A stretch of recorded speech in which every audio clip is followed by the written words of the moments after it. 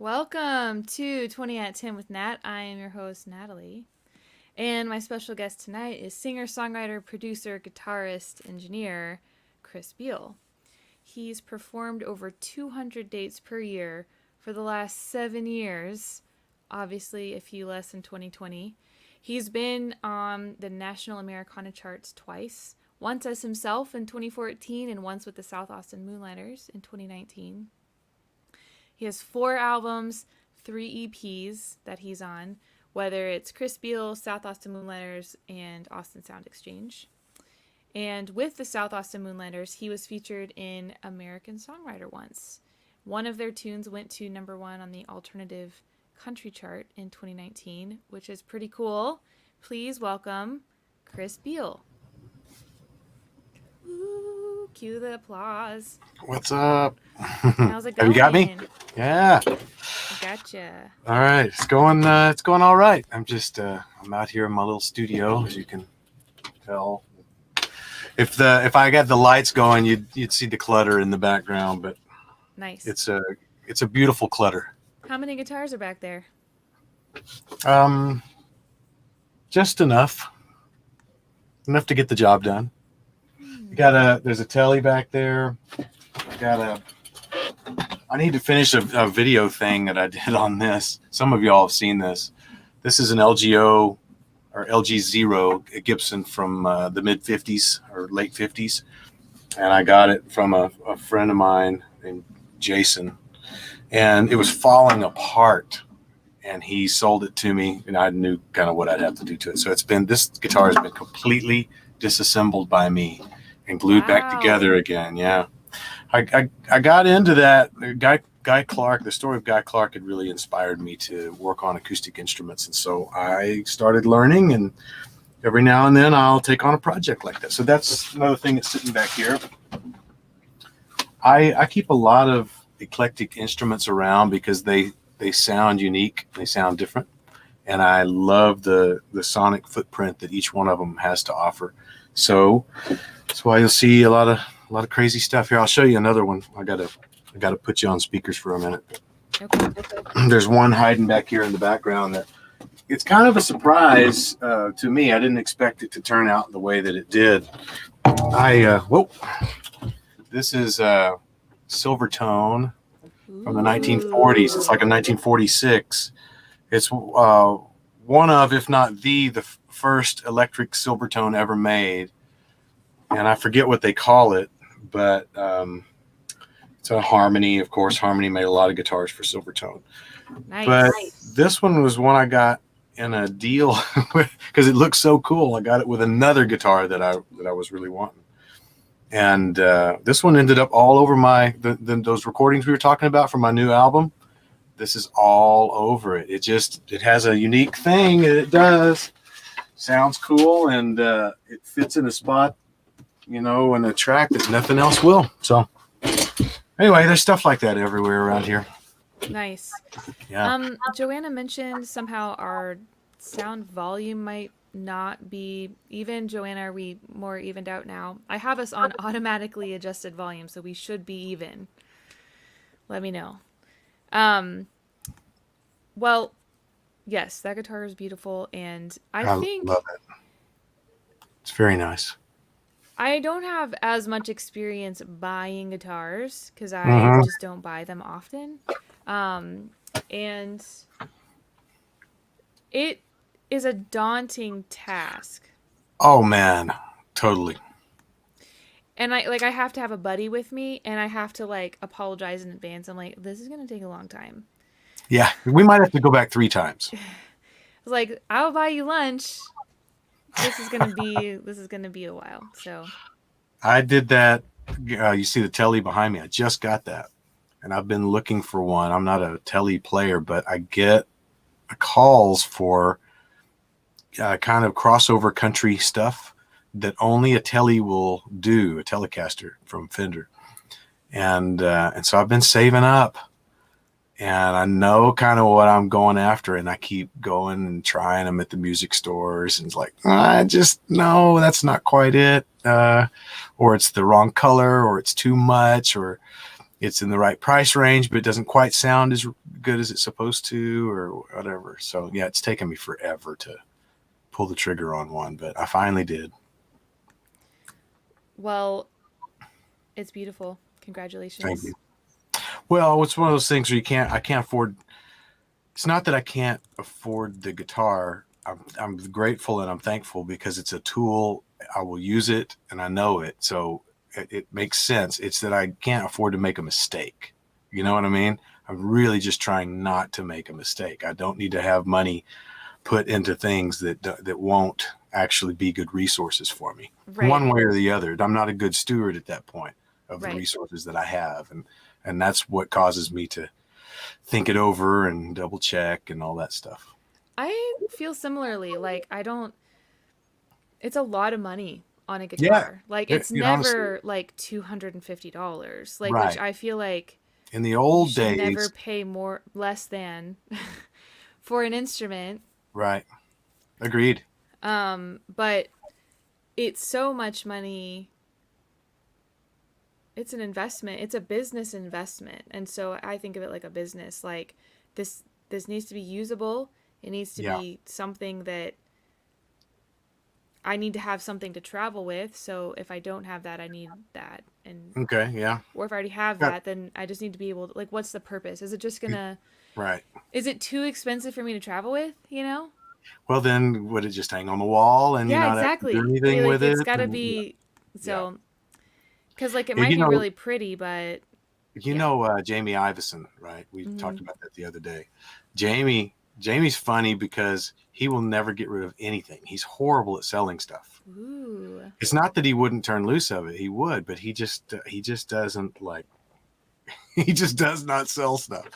So Could you convince him to sell you something? that's why You're like, he doesn't buy anything. He doesn't buy any guitars because oh, people give him guitars. oh, And then now he's got a room full of them that people have given him, and he loves every one of them, and he won't get rid of them.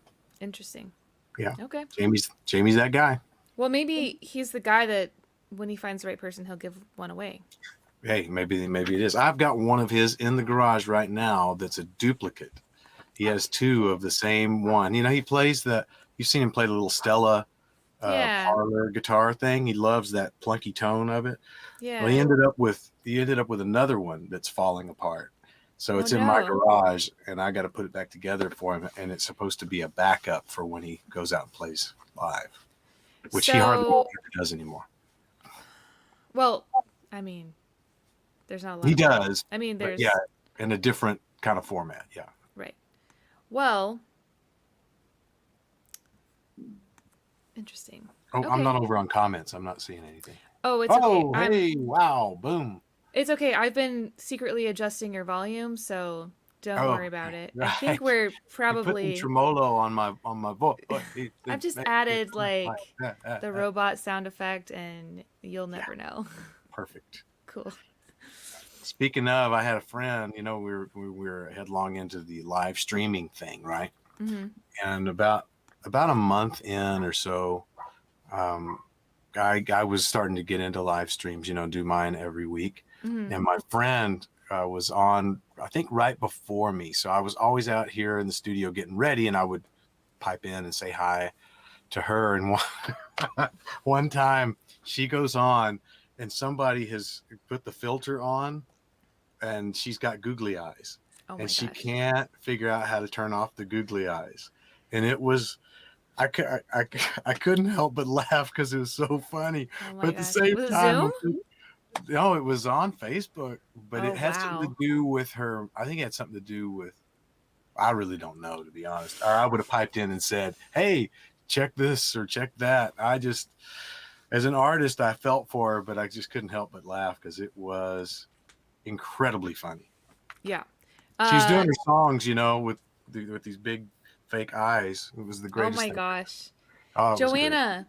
Yes, it's like the lawyer who had the cat filter. Also, my friend like knows that guy, works with that person, and she's like, he's like the most professional, like even keeled, like person, and you know he was freaking out. Like, Because he didn't know let how to my turn the thing off, granddaughter right? play or whatever. Yeah. Right. Oh my gosh. But That was you're awesome. just saying things to like, we can proceed. I'm here. I'm listening. I just look like a cat. Like, it's not a big deal. In a That's court awesome. proceeding. Can you imagine? Oh my I gosh. haven't An seen that. attorney. That's cool. Oh shoot, Joanna, you might have to send me or I guess send Chris a link. Yeah. Yeah. I want to see that. Yeah, Coon Dog, I wish you could get a good guitar for $250. Yeah. You might that might be from a friend, maybe. Maybe. Yeah. Yeah. Someone giving you a deal. I mentioned the old days. I'm from West Texas, so I'm out in Abilene where I grew up. And in Abilene, we were 150 miles from anywhere. So we were pretty much isolated. And I like to say we were 10 years behind everybody. So that whole vintage guitar boom, really didn't kick in too much out there in Abilene. We knew that guitars were worth a little bit, but man, you used to be able to go and buy, Stratocaster guitars. Gibson Les Pauls were a little more expensive. You could buy them for about $400. Hmm. Used Les Pauls from the 70s that nobody wanted. Right. $400 all day long. 250 for an old 70s Strat all day long. Nice. Back in the old days up there in West Texas. Those were the days. Those were the days. Well, not gonna find that in Austin. No. And if you do, you should be suspicious. Right. You would Okay. be. Well, okay, so here's the link, but I don't know how to click on it. I don't think I can copy paste it, Joanna. You It might have to be probably an actual not yet. message. Yep. Hang on. Maybe I can move it over. Can you? Because I don't can know. right click on it. Go ahead, try. It'd be cool. We'll experiment. Oh, I have actual music. I can questions to copy ask it. you. Ooh, put it in the private chat. Okay. Can you? Mm-hmm. Yeah, that's right. We have a private chat, so you guys You can't can't even see what we're talking about. see all of the links that are going to come your way someday soon. Oh, and it's linkable. Cool. In the private chat. Ooh, You could actually nice. click on it. Joanne, I think, well... We may have to break for a lawyer cat face footage. A watch session. Let's see here. Also, while we're talking about links, I'm going to share Chris's links with y'all before I forget. So, this is his website and also his YouTube channel, which if you're into subscribing on YouTube, go subscribe to his YouTube channel. He's trying to get it to 100. Please. You can start to... Oh, I know what you can do at 100. You can choose your own, like, That's URL, my goal. right? See, that's my goal. I don't helpful. aim too high. I just want my own link. Yeah. That's all. That's fair. Because right now, what is it? /videos. That's my YouTube link. Yeah. Well, So, okay. So if you're into YouTube, go subscribe to Chris Beall. All right. So you also mentioned to me earlier you have a new album coming out soon. yes. So yeah. you've gotten mixes back. So you're in post production. That's exciting. Yeah. Is there a release date? Yes, absolutely. Ballpark. Yes. Yeah. When are you going to grace our ears with new sounds? It's better than a ballpark. It is pretty sure it's September 11th or September 10th. Sorry. Okay. September 10th. And then I'll have, for those of y'all in Austin, I'll do a Saxon Pub CD release show on September 11th. Ooh, okay. So make sure you buy tickets in advance for that because I'm really hoping that it is packed and sold out. But yeah, I just got the third round of mixes back from my friend Pat Mansky, who is mixing this project of mine. And he's been very patient with me. Pat likes me, so he's very patient with me. So nice. This is round 3 of little nitpicky things like that I always pay attention to. And so he's entertaining the idea of going back in and making those fixes. And I think that it should be mastered by the end of the week, which means, we are headlong into artwork and final production. Do you have photos, artist photos? Yes, I do. But Jamie wants to restage the one that I'm using right now Okay. because he wants to he wants to be able to blow it up on a huge poster and it look really, really good. I said, okay, Okay. fine, Okay. fine. So yes, I do have some artwork and we have branding and I have a How will press people guy. stay up to date on this? If they go to your website, you'll have either updates on your website or links to Well, follow there. yes. Yeah, starting. So what I did this past, I had talked about it, hey, I've got this record that's going to come out, but I've done that a lot. So it's like, how about we just really I'm just going to shut up until I absolutely have something. So that's soon approaching because what I had done is told myself, I will really start pushing it when I actually have the music finished. Okay. That my goal was, okay, I got to get this music stuff down and don't worry about all the promo yet until I get all this done. And so here I am. I'm about a week and a half away from having the masters, in my hands. Ooh. So yes, on my Facebook page, you will be inundated with, hey, sign up on my mailing list and stay in touch about the new album and it's coming out Is your here. And then mailing list on your website? yes, it is, and it's on my Facebook as well. Is that the best And way to stay informed, your mailing it list? is actually, thank you, Natalie. Yes, it So is. we could go to your website and sign up on your mailing list and we'll get all Yep, the updates. that's right. Cool. I already That's shared right. that. Great. So everyone The has first. the info Yeah, at your fingertips. that's right. And the website actually is kind of like a hub for me. I don't know if you Okay. do run your website like that, but mine is like, yes, here are the highlights, and then here's all the pages like Facebook, Twitter, Instagram, and you can get YouTube, everything from right there at my website. You can get to all of those places, my calendar, everything. So Awesome. if you just go there, you can find out, stuff that you probably didn't even really want to know. Well, okay, I have more questions for you. You Okay. ready? You ready for them? Oh, I think so. Okay. I have one about South Austin Moonlighters. I don't want to like focus too much on them because I want to focus on you. Okay. But No, that's how great. what what about how did not just how did you guys meet?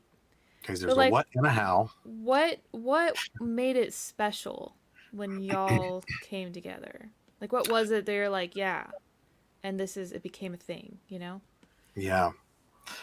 Um, I'll do a little unpacking on that one. There are a couple of, let's say that there are multiple reasons as to why.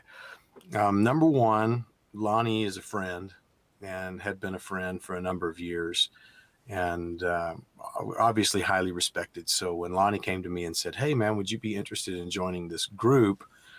I initially told him no, because I wasn't, ready to do that. I was right in the middle of my Gin Mill Hymns record promo and still Nice. traveling around and stuff. So I said, no, I'm not interested. And he said, well, let's go have lunch anyway. I said, okay, we'll go do that. You're So, buying? right.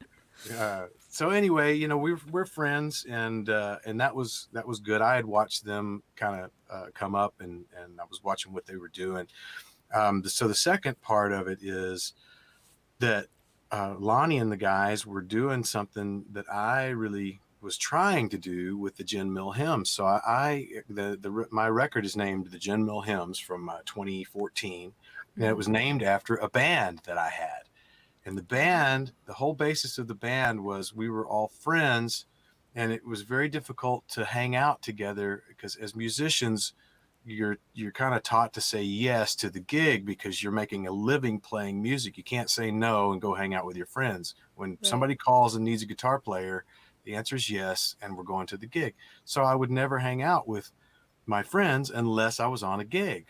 Right. And so we decided, all right, well then let's put this band together, and that way we have every Sunday night we have this reason that we all get together and hang out. So I was kind of doing that with my guys. And I was watching Lonnie do a much more successful version of it with his guys, with the South Austin Moonlighters. So I thought that was really cool.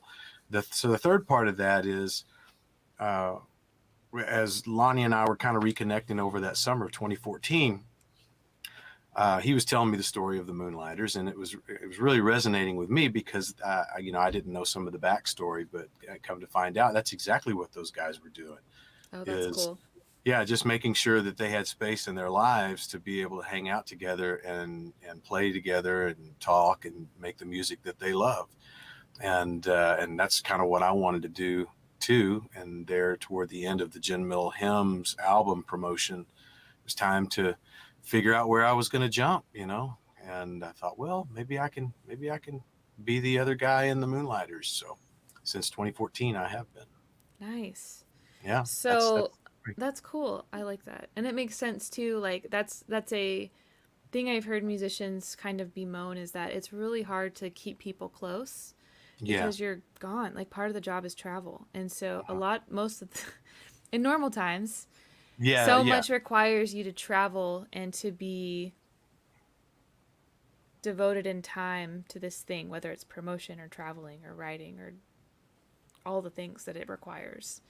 you're, And you're so, preoccupied with yourself. That's really what the deal is. That's the way musicians generally are perceived, and it's because we kind of have to be to make a living, to be preoccupied with ourselves.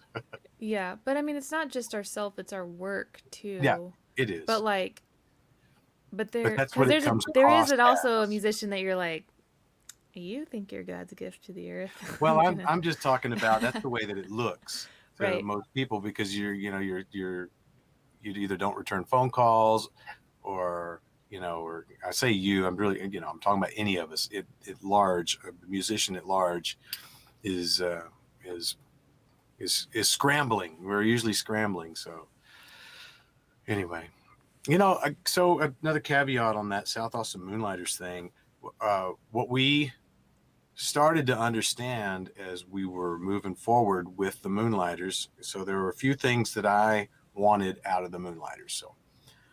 So we all sat down and I said, okay, if we're going to do this, then I want an album released by 2016 or whatever. Whoa, Um, okay. and that they want all original stuff, and then I want us to be doing that particular kind of thing. And so we did, and that was all. It was great. What we started to find out through the later teen 2000s, 16, 2017, 2018, is we realized that generally speaking, you don't run across bands like the South Austin Moonlighters, and the main reason that you don't is because people can't afford to do it. So Right. in the old days, in the 70s and in the 80s and stuff, you would have these bands that would work hard together and have rehearsed shows and be really really great bands. Um, and they'd be successful to some degree on whatever level they were at. But as we kind of go to this new music model, it just doesn't seem to work the same way. The pay hasn't really gone up, in the venues and stuff like that. So anyway, really what that just boils down to is you go into a small venue, and let's say a 200-seat venue or whatever, and you generally won't see that type of band. You generally will see, you know, a band that is doing it for the exposure or experience or something like that. And here you got all these in the South Austin Moonlighters. You got guys that have been playing for 25 years. We've been around the block a time or two, and we kind of know how this thing goes. Right. So that became unique for us, traveling, especially in Texas, throughout the last three. Well, I just completely scratched 2020, but previous to that, that became pretty unique. That there was a kind of show that we were able to put on in these smaller venues that people just weren't used to seeing, and it was really fun to do because it was fun to watch them react. Like, Yeah. wow, they were really just blown away, and that's the way to me music should be. Yeah. Mind blowing. Like, and Yeah, on that note, one way or another. Yeah, what was the earliest memory of your mind being blown with music? I'm so glad you asked that. I've got two of them. Okay. I got more than that. I got four of them, I think. Well, just pick one. I got to do four. I got to do all four. So, okay. So the earliest one was probably when I was a kid. I was in my room, and the song "Cruel to Be Kind" came on the radio by Nick Lowe. And for the first time that I can remember in my life, I remember, the only way I can describe it is my my brain can't keep up with the emotion that I'm feeling. Like I can't Oh, describe why I have to hear the next part of this song. I it would go to the end of the song, and it just, was some other place for 3.5 minutes, when that song came on. And I couldn't understand necessarily why, but that was the first one that did it for me. It just seemed like everything was so perfect and I could identify with it in some way. Second one was the Laser Light Show from Pink Floyd came to town one time in a planetarium there in Abilene. planetarium. Yes, so you're laid back in the seat. If y'all don't know what a planetarium is, it's like this big kind of bubbled ceiling with it's all blacked out. So Stars and stuff. you get to see the display of the stars, this pseudo display of stars. It's really trip. And So they had rented out the facility, I think, and then used the ceiling as the laser, background. And that was incredible. Blew my mind. I never knew I could go there with music like that. So that Pink Floyd thing. And then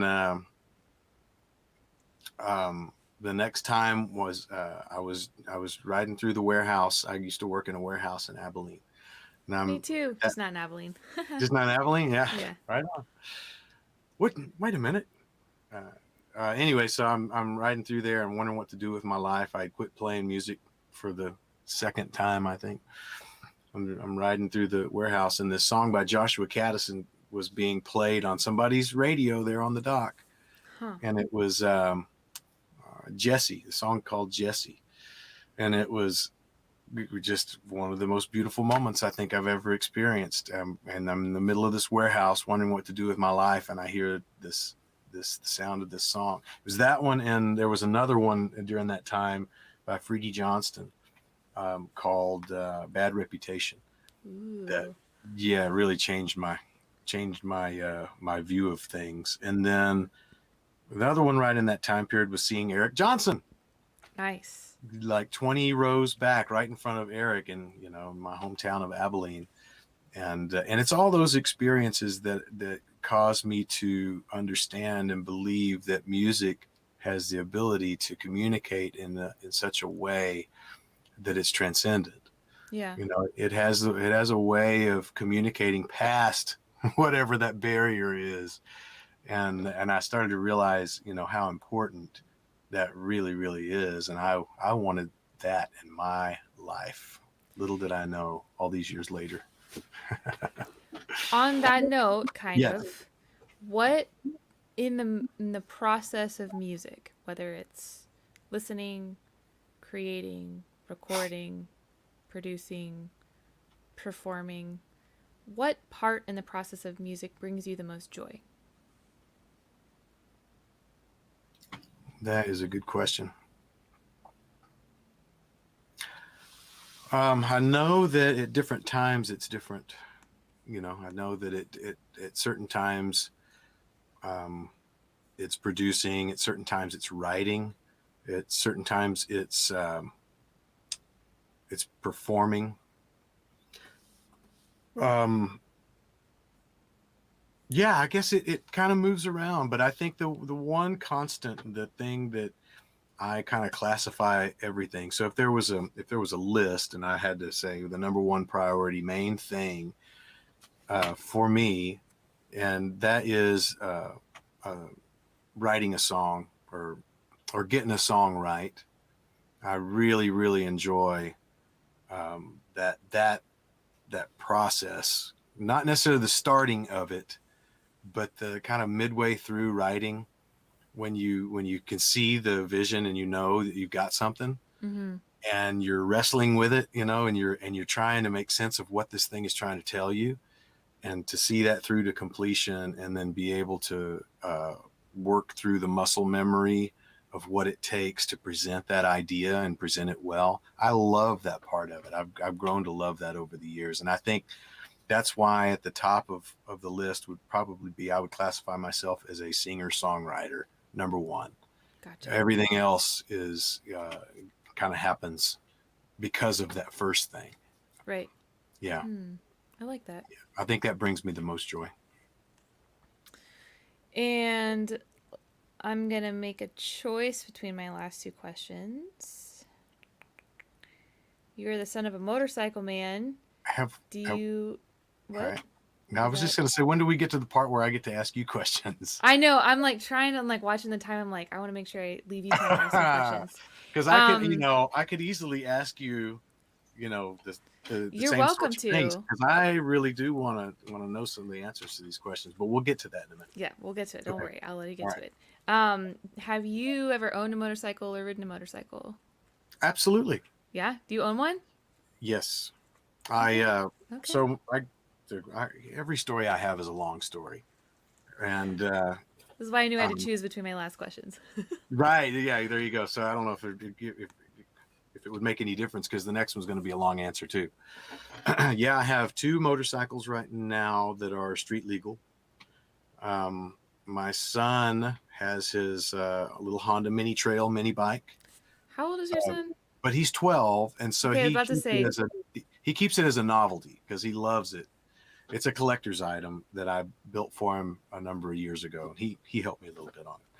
But anyway, so we keep it around, and then we got a couple more motorcycles. One that he got from his grandpa, my dad, and then another one that I had built for him to actually ride. And so, yeah, we're motorcycle rich. My dad is a retired motorcycle racer, so I grew up around all of that stuff, and he was mainly he rode British motorcycles. So when he was riding, the fastest stuff was the British made stuff. So BSA, Triumph, Norton, that sort of thing. I don't know if you're familiar with any of those, but if somebody out there, surely you know what a Triumph motorcycle is. But anyway, so I grew up around that, and so I developed an affinity for those motorcycles as well because of that. And so I have in the garage a 1974 Triumph T140 motorcycle that I'm almost done with. And then I have a BSA 650. It's called an A65 Lightning. And I am finished with that one, but it needs a little work because I let it set a little while. I don't ride them that much. Anyway, did that answer your question? Yeah. So like, what if somebody wanted to learn, what's the best way? Just take a class? To ride? Yeah. That's an excellent way of learning, is to take a class. Yeah, because is there one you recommend, or like? If I could remember the name of it, I would recommend it. I went to one, and it was really, really good. Cool. So not only did they teach you, what are the rules, of motorcycle riding, they teach you all that stuff, but they put you on the motorcycle in a safe environment over and over and over again. So you got plenty of seat time to do these things they're talking about, and to work out stuff, and to just spend time on a motorcycle in a safe way. That's a big part of it. Instead of trying to get out on the street, the second or third time that someone's been on a motorcycle, like, no, let's keep them right here. Let everybody do their thing, practice and turn and all that. And I realized during that process how beneficial that whole thing was. Cool. So yeah, motorcycle riding school is actually really a good idea. Cool. Okay. Awesome. Yeah. If you were wanting to ever do that sort of thing. Now you all know. Oh, no. Okay. Be careful. Well, yes, be careful. Yeah. I mean, there's so much traffic in Austin. It's like, yeah. All right. You ready for the pop question portion? I'm ready for the pop question from the glittery box. Yes. Have you ever prank called someone? Maybe in 5th grade. Doesn't sound like a good story. Accidentally. I've definitely accidentally prank called people. Any for sure. Good story? Let me think. Are there any stories in there? I'm going to dig around a little bit. No, I know. Okay. I did stuff like that when I was Landon's age. Yeah. Oh my God. We used to just get a kick out of anything. So we would do stupid stuff like that all the time. I hadn't thought about that in years, but But no, I haven't done a serious one as like an adult or anything like that. I have Okay. friends that have, but no. Okay. Have you ever ridden a Segway? I have not. I have not either. Interesting. Yeah, yeah. Have you ever passed off a professional comedian's joke as your own? Those of you that know me would know the answer to this. Some of the funniest jokes I have are the ones that no one laughs at, and I definitely did not get them from a professional, and I am not a joke teller. Nice. Okay. That's yeah. I wish sometimes that I were, but I think it's funnier to kind of crash and burn with it. I think that's pretty funny, even when it's me. Anyway, I have a twisted sense of humor, I guess. That's funny. Oh, have you, last one, have you ever had your car stolen?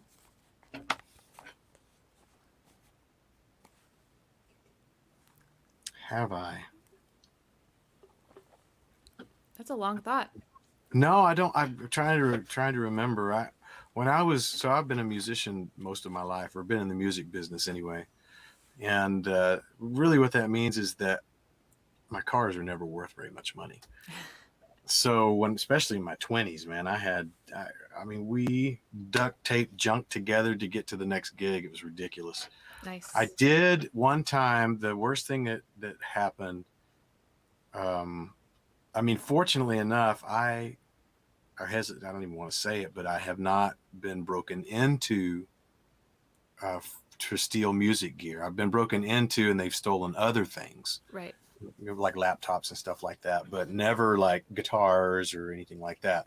But this one time, so I was a little bit wilder, in my 20s, and some of y'all might attest to that. Anyone on the list that would have known me back then.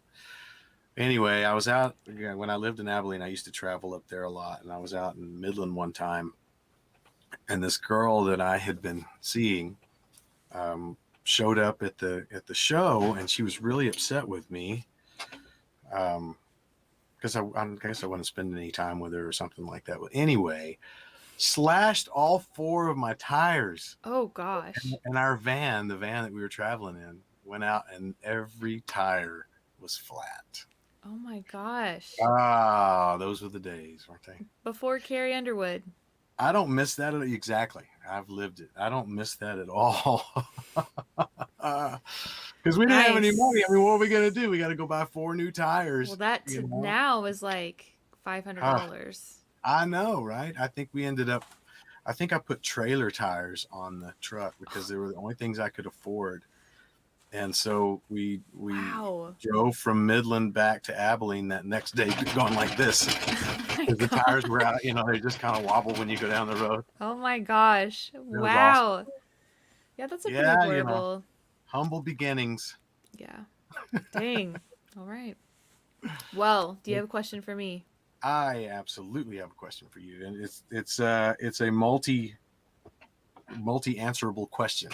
Okay. So I wonder when I'm meeting people and I'm listening to music. There's a story that's always tied up in our songs. There's something. Whoa, you just went cool. Did I? What? Yeah, it was wild. You had one drink in your hand I once, and finished it. I'm then it was a different drink. moving on Oh, to. it was like wham.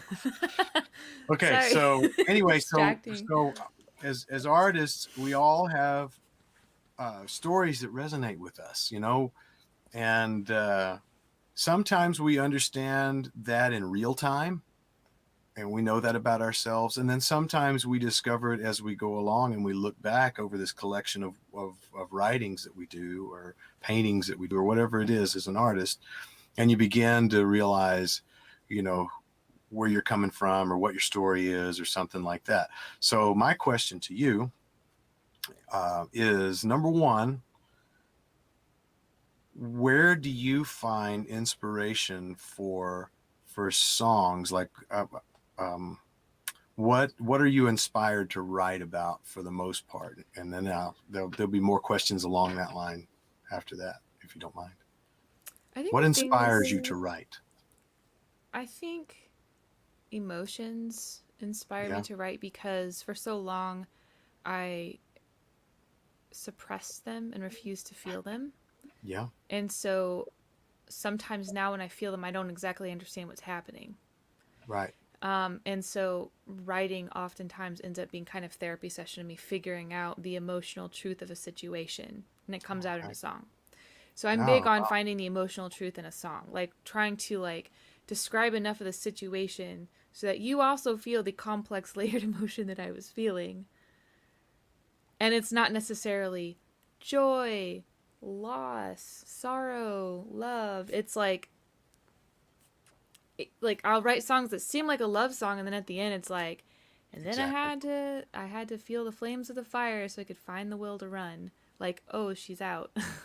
I don't know, Yeah. like a I thought you loved this person. What was the deal? right. So Yeah. I would say And that's, emotions. yeah, that explains a lot. To me, I understand that. Um, so when you, from a, from behind the scenes, your motivation is is, is the emotion. Now, as far as how that gets exacted, like in your songs, what do you feel like if there were a backdrop to the way that you generally write? Is there a backdrop? I mean, is there a common way of describing these emotions? Is there a common uh, framework that comes back up, time and time again, or is it new every time? By framework, do you mean like process of working out the song? Like what comes first and like Well, I guess that I didn't really mean that, but that's a good question too. I really mean as a writer, I'm generally twofold. So I'm definitely touching at something when I'm writing, mm-hmm. but I'm generally describing it through these plain contextual things that are happening, and I'm just trying to place the listener in this spot and help them be able to experience this thing that's happening.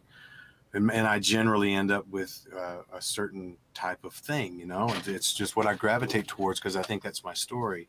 Yeah. Now, you, on the other hand, um, I, what I've noticed is that yeah, you a lot of times you melodically have a sense of what something feels like, and you have a way of conveying that, in a song, and sometimes it doesn't even take the backdrop necessarily to do that. Sometimes it can just be done by the way that you deliver, a line. So that's why I was kind of asking is like, do you find yourself, if you were painting a picture and you wanted someone to feel the angst of a moment, what would be what would be in that picture? Is it a rural thing? Is it a abstract? Is it a, you know what I mean? Is it landscape? Is it, what do you think? So, well, I think like I may write something out like it'd be in a diary where it's just very like raw and Hmm. very probably cliche too, I like my heart is aching or something Right. that I feel like that's kind of a cliche thing to say. Right. Like Right. Right. I I feel feel pain, I'm brokenhearted, I'm right. so I know that in where I am now with songwriting is that that's the emotional truth I'm trying to convey. That's the Now core. Yeah. how can I like let's put some makeup on. Oh, Let's all right. I guess that's what let's I'm asking like then. wash Yeah. your face. Like let's build around that. Like let's put on like maybe let's build this wardrobe that you're wearing. Like these things Yeah. are going to go together. There's certain Right. colors and like maybe you have some layers to that. Jewelry. And so by that I mean I'll keep writing it till it sounds interesting. Like I'll keep poking at it until it's not just like, oh, my heart is aching. It's like it's thinking about usually if I'm reading about a real situation, which oftentimes I am, I will put myself back in that moment and Yeah. try and remember the things that were happening around me. That's So awesome. like for I totally relate to that. Yeah. the song I wrote called Forgetter, I wrote it. I was so frustrated because I had a songwriting prompt and I just couldn't think about anything else except this person. And I was like, ugh, just freaking get out of my head. So I just wrote a song about not being able to get someone out of my head. And I just wish that what I'd give to be a forgetter is the line in the chorus. So I was like, I hated that I was writing this song because it felt like, seriously, this person's in my head right now. And so, but I Right. was like, what are the things what are the ways that I have been frustrated about this person being in my head? Like, oh, when they call, that their face pops up with their phone number. So I'm like, I took their contact out of my phone. We still chat, whatever. Like, but Yeah. they're not in my address book. I'm not going to accidentally call them. Like, I have to, but then it was like, oh, but now I know their number. So, like, that's the verse is like, Mm-hmm. I tried erasing your name, took it out of my phone. Such a confusing game or a terrible joke. Can't remember the PIN on my service account, but your 10 digits are stuck in my head now. Like, kind of a Yeah. thing. So I guess that's a recent example of like I love it. trying to pull from my actual experience to Mm-hmm. build around this emotion of like, I never necessarily say I'm exasperated by this person still occupying my brain, but I kind of say some of that. Yeah. The I whole try and story reach, says that. yeah, I try and reach for like unique things, Yep. like, and funny things, funny, sad things. Like, okay, but your number's still in my head. I can So it's take you the out of my key. phone, but So Natalie and I both, we are observers when it comes to that sort of stuff, and we sometimes we go. I would say that we go about it in different ways at some point, but I think that we describe things in a very similar way. Um, yeah, that's awesome. It's good to hear you say that because I think that one of the greatest things you could ever do is to invite the listener into your story. And the best way I know how to do that is to put them in the context of it. Like try to for me it's more of a physical thing. Like I look around and what does the sky look like, the winds, just blew through the trees, and I'm trying to, well, there's trees there. Okay, so you gotta set the landscape for the person to be able to walk through this yeah. story, and experience this thing that might be happening or going on. And sometimes, uh, so you come at it from the emotion, and then think back from that and describe all the things that maybe set that off, which I think is awesome.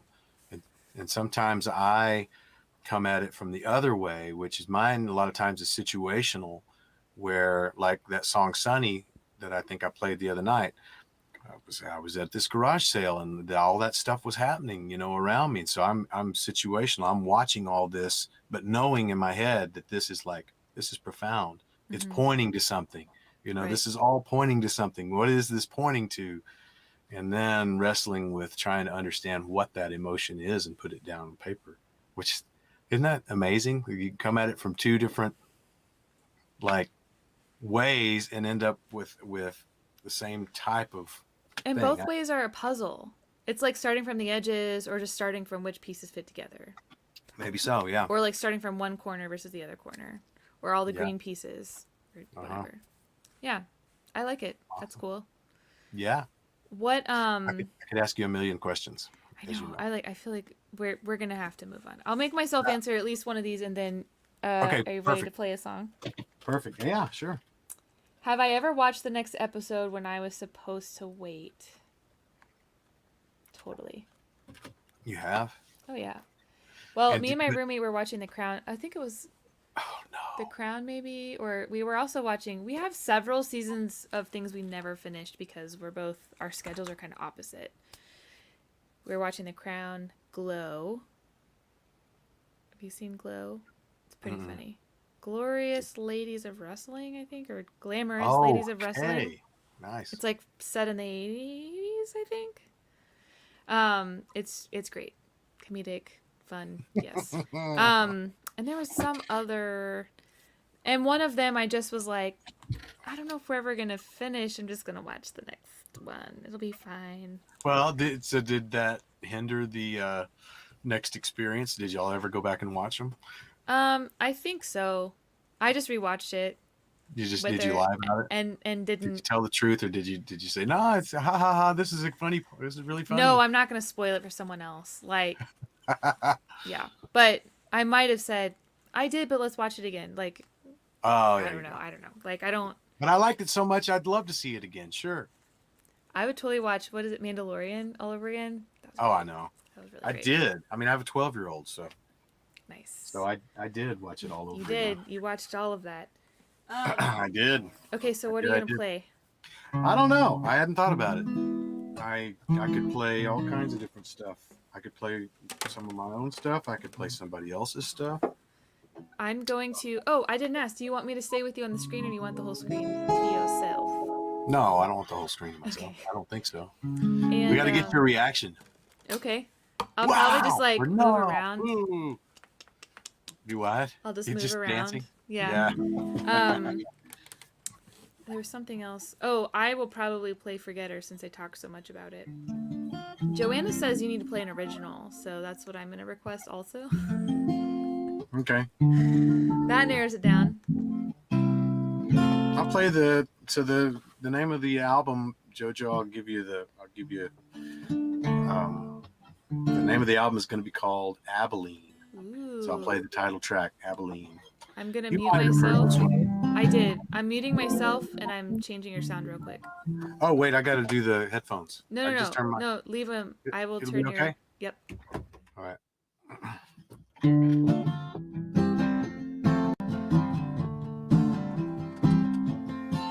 It's my favorite guitar.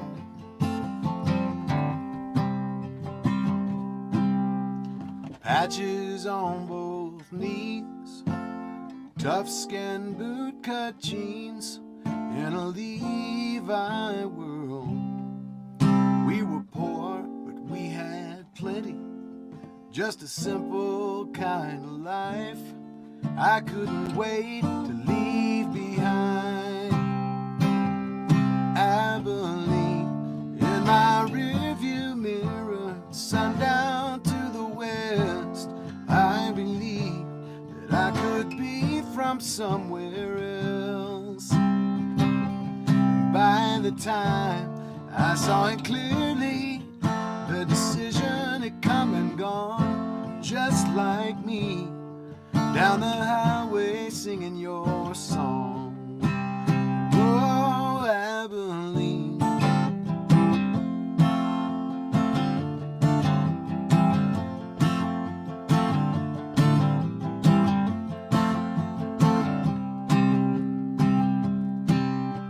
The cracked and dry ground, the southwest sun beat down on all my dreams, and the stars that shined above me were just too far out of reach.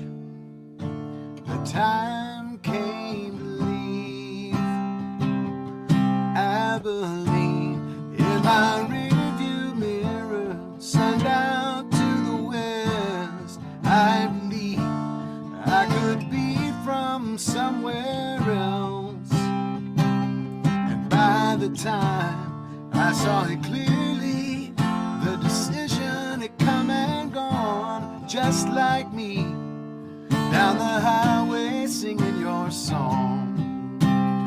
Oh, Abilene. Yeah, yeah.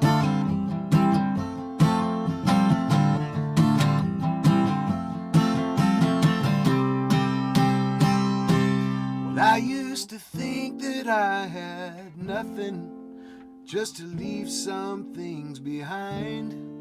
But up ahead, you just might find Abilene.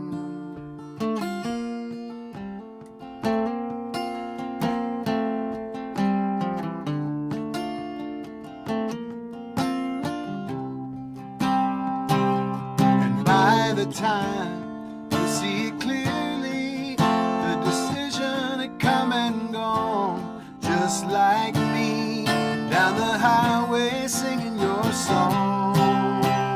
Oh, Abilene, in my rearview mirror, sundown to the west. I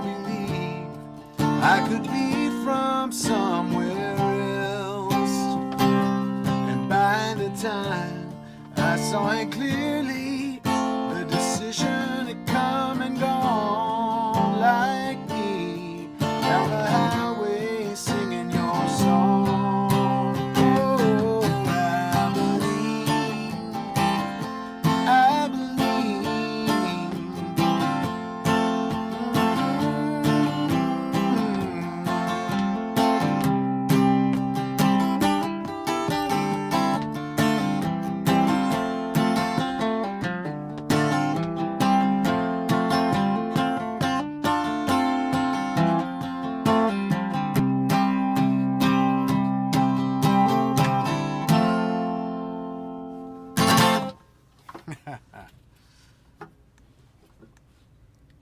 Yay!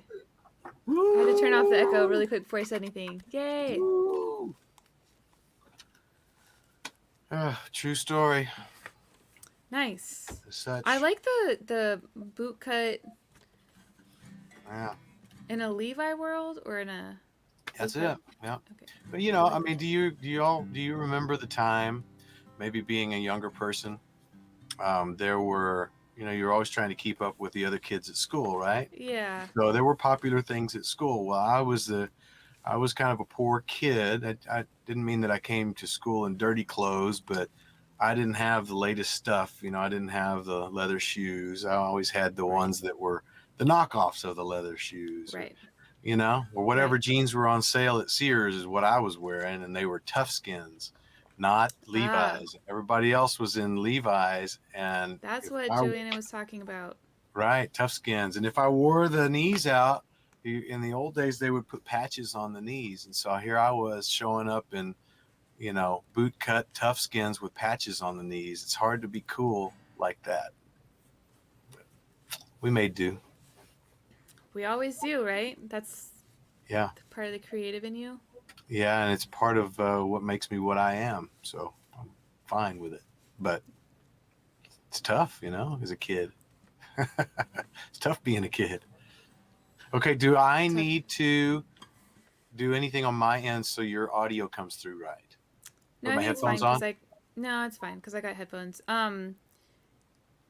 No, not necessarily. If you find yourself starting to sing, you'll probably have to mute because we'll be out of sync. But this is called Forgetter. Yeah. I'll play it since I was talking about it so much earlier. I'll play it. Yes. This one actually got cut from the album, and I still really, really love it. Like there was just another song that maybe said it differently and better. Like there was too many of the same kind of song. Gotcha. Yeah, you needed to go somewhere else. So the producer is the one that kind of was listening to all of them and making the choice on it. Cool. Well, she went through and looked at she had like a green, yellow, red, which was like green was definitely has to be on the album. Yellow's like maybe, and red's like maybe it's for a different album. Okay. That was the system, which I think was great, you know? Yeah, it's fantastic. This one, there were a couple she had that were maybe reds that I was like, I really think this one. I know. Isn't that I really crazy? think this one needs to be on it. And one of them was my grandma's song, which I had mixed feelings about, but it is the one that lands in the room every time. And it is a little bit, I feel like it kind of will keep me maybe, or pull me in a folk direction, perhaps. I could see that. Yeah. Which is not necessarily, I'm not trying necessarily to like steer more folk, but like it's a true story. It's a storytelling type of song. Yeah. Mm-hmm. And I played it the other night. Yeah. And it, you know, it got cut. It's not going to be on there. No, the grandma song will be, but this one, the one I'm about to play, got cut. So, all right. I don't know. It's funny how that stuff works. It really is. It happens to lots of us. Forgetter. Tried erasing your name, took it out of my phone. It's such a confusing game, or a terrible joke. I can't remember my PIN on my service account, but your 10 digits are in my head now.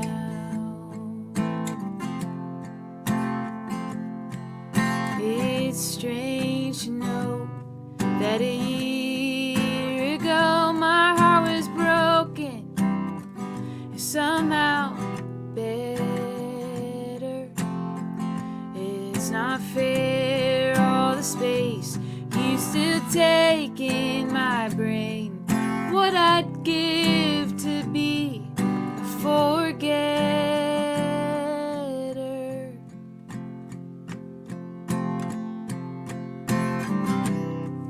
I figured you'd fade like they always do, but it's been months on months and I'm still thinking of you. You more than cross my mind.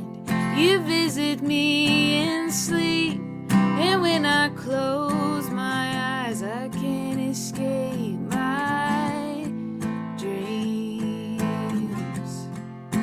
You're even in my dreams.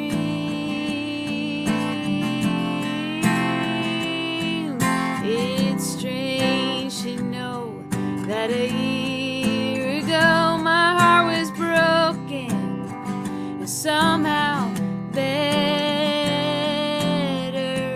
It's not fair, all the space you still take in my brain. What I'd give to be a forgetter.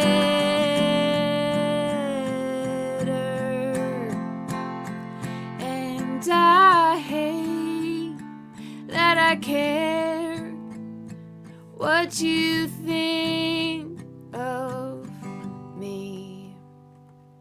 It's strange to know that a year ago my heart was broken, somehow better.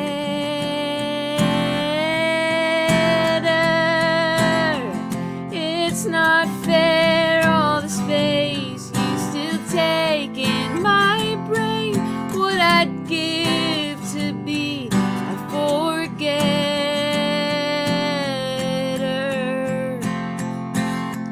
a forgetter.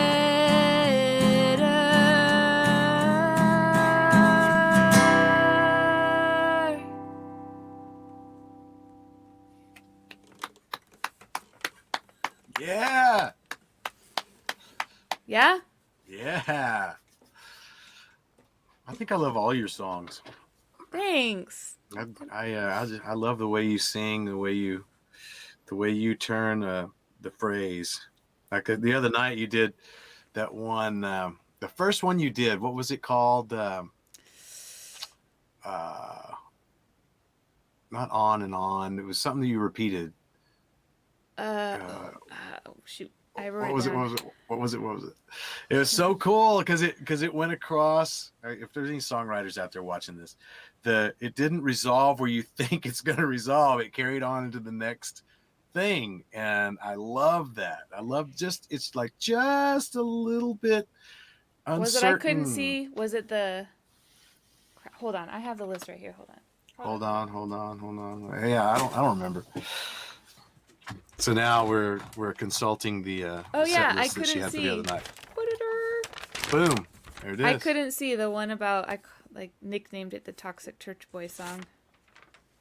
That one? I think that's which is the one that had the repeating line in the chorus. I'm starting to make them all that way because it's more fun. It's this one. I couldn't see. So he's telling me me that I'm the one. I couldn't see what I've become. That one. Yeah, I think so. Yep. But yeah, I just love how there's always something interesting. You're always giving the listener something really interesting to grab a hold of. I like it. That's my other story song, but that one feels way more like it's pulling me in a pop direction than like folk. Totally, yeah. I would agree. Yeah. So is she thinking that it's a folk album? Or is it a pop? No. Pop album? I think I'm gonna hang out in Americana for a little longer. John Trousdale, oh my gosh, hi. I haven't talked to you in forever. Thanks for hanging out. Thanks to everyone for hanging out. Coondog, Joanna, who was here? Ken Stahl's here, hanging out. There was a spammer earlier that was hanging out too that I will not mention. Greg Schultz, what's up? Yeah, do you know Greg? I don't, maybe. Craig is up in And who else is Colorado. here? Jen Henriksen. Wow, I was dyslexic for a moment. I don't think if I missed anyone else. Thanks everyone for hanging out with us, chiming in. Absolutely. And, oh, I should do this before we end. I didn't mention it at all, but I have a Kickstarter going right now, and if you're into Kickstarters or funding things or also nonprofits, I have a donor who's matching gifts tomorrow to the Sims Foundation. Yeah, up to $1,000 bucks, right? $1,000, yeah. Yeah. So first $1,000 tomorrow that comes in, that chunk, a donor is going to donate that amount to Sims. So please, I'm going to drop in a link, and it'd be awesome if you sometime tomorrow, pitched in a little. This is for the next album. That song I played is not going to be on it. It got cut. That means there's 10 other great songs. If you like that one, there's 10 other better ones. Yeah. It's funny how that works. I mean, you know, the producer will hear something that, you know, maybe you just didn't hear. You know, the song you didn't think would connect. It just does with them, and they I threw have a couple in there that I was like, this one's a little older, but yeah. I played it recently, and someone was like, "Wow, did you write that?" And I was like, "Should I keep it?" Right, I don't know, because you know? you do them It so many landed. times. A lot of times you don't know. You get your tired of the impression, song, yeah, or your you're impression of it is different than everybody Yeah. else's. Yeah. So, and it landed in a way that with her that I didn't expect. So cool. Nice. Okay, so whoever is there, please go. If it's $10, I think, is there a $10 one or is 20? What do you start with? I think I started with 5. There's also a 5. If you There you don't go. want any See? of the rewards, you don't want the music, you can choose no reward. That's fine. But there's also rewards for different tiers. Well, And she's a great songwriter, as y'all know, and you should support the best that you can. So thanks. go put some money in the Also, Kickstarter. Your handle below by your name is your Venmo also, right? If anyone wants to tip Chris. Yes, it is. Yeah. Feel free to send it at Beall Street.